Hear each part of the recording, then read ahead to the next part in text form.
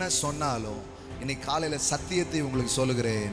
சிறியவனை புழுதியிலிருந்து எடுத்து எளியவனை குப்பையிலிருந்து உயர்த்துகிறார்.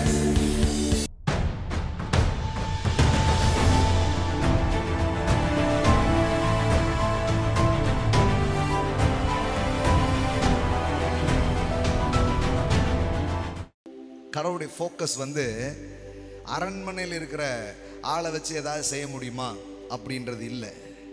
கடவுளுடைய ஃபோக்கஸ் அவர் சிறியவனை, இருக்கிறீங்களா, சின்னது, ஆமென், சின்னது தான் பெருசாக போகுது.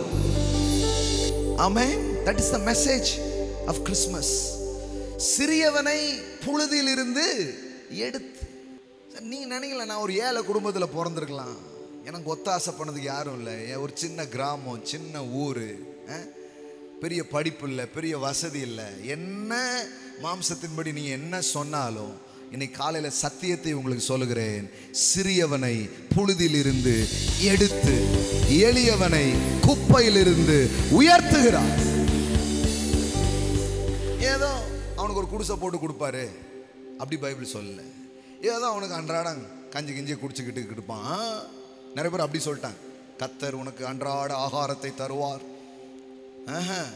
அவர் சிறியவனை புழுதியிலிருந்து எடுத்து எளியவனை குப்பையிலிருந்து உயர்த்தி எங்க வைக்கிறாரு? அவர்களை பிரபுக்களோடு உட்காரவும் மகிமையுள்ள சிங்காசனத்தை சுதந்திரிக்கவும் பண்ணுகிறார். சரி, எங்கிருந்து எங்க? Pit to palace. Amen, amen. எல்லாம் சொல்லுங்க, குப்பையிலிருந்து கோபுரம். நல்ல சவுண்டா சொல்லுங்க பார்க்கலாம். உங்களுக்கு தான். இன்னும் அரங்க மதுரை அடிக்கிற அடியில் தாரை தப்பட்டை எல்லாம் கிழிய வேண்டாமா? ஆமென். சொல்லுங்க, குப்பையிலிருந்து கோபுரம். ஆமென். அதாங்க செய்தி. கடவுள் உங்க வாழ்க்கையில் எதுக்கு வந்திருக்கான்னு நினைக்கிறீங்க? குப்பையில கிடக்கிற உங்களை தூக்கி கோபுரங்களிலே உட்கார வைக்க. ஆமென்.